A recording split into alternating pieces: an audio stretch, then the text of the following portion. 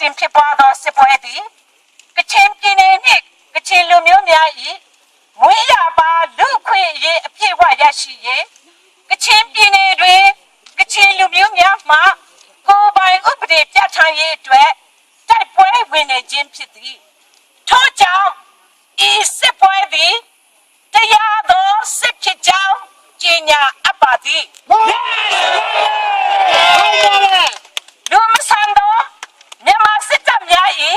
ကချင်ကျေးရွာများကိုမိရှုဖျက်ဆီးခြင်းခရိယန်ဖျားရှိခိုးကြောင်းများကိုမိရှုဖျက်ဆီးခြင်းပြည်သူလူထု၏အိုးအိမ်ပစ္စည်းများကိုလူယူဖျက်ဆီးခြင်းကချင်အမျိုးသမီးကြီးငယ်ကိုမဆိုမတရားမသိမ်းကျင့်ပြုမှုခြင်းများကြောင့်ဤစစ်ပွဲသည် KIA နဲ့သာသက်ဆိုင်သည့်စစ်ပွဲမဟုတ်ပဲကချင်ပြည်နယ်နှင့်တိုင်းနိုင်ငံအသီးသီးတွင်မြင့်တင်နေထိုင်သောကချင်လူထုတရားလုံးနှင့်ပတ်သက်နေသည့်စစ်ပွဲဖြစ်ကြောင်းအတိအလင်းကြေညာအပ်ပါသည်ဤစစ်ပွဲသည်မြန်မာလူမျိုးကိုတိုက်ခိုက်သောစစ်မဟုတ်စစ်သွေးကြမတရားတိုက်ခိုက်နေသောမဒိန်ကောင်ဗမာစစ်တပ်ကိုတိုက်သောစစ်ပွဲသာဖြစ်ကြောင်း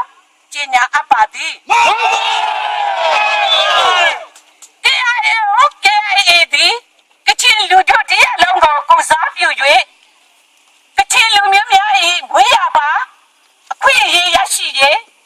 ကချင်ပြည်နယ်တွင်ကချင်လူမျိုးများကိုယ်ပိုင်ဥပဒေပြဋ္ဌာန်းရေးအတွက်တိုက်ပွဲဝင်နေသည့်အတွက် KIO သည်တောင်ကျမ်းသူမတရားအသေးအဖွဲ့အစည်းမဟုတ်သော terrorist များမဟုတ်ကြောင်း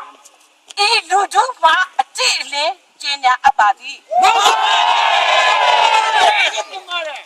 ထို့ကြောင့်စစ်ဘလုံးများကိုအောက်ပါအချက်များကိုအများဆုံးအကောင့်ချေပေါ်ပေးပါရန်ဤလူထုမှဂျင်းပြတ်သားစွာတောင်းဆိုအပ်ပါသည်